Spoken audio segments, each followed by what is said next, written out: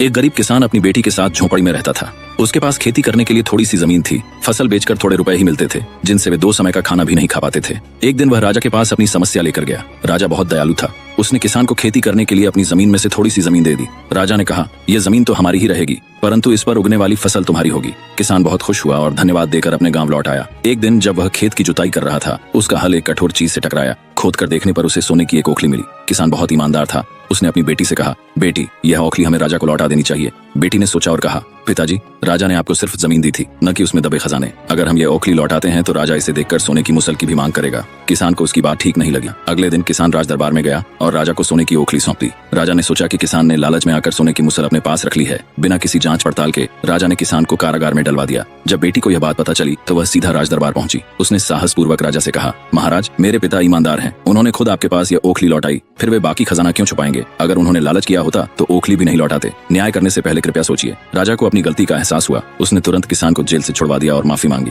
राजा ने किसान की ईमानदारी देखकर उसे वही जमीन स्थायी रूप से दे दी और रहने के लिए एक अच्छा घर भी बनवाया। किसान और उसकी बेटी खुशी खुशी रहने लगे। अंत में सच्चाई और बुद्धिमानी की जीत हुई।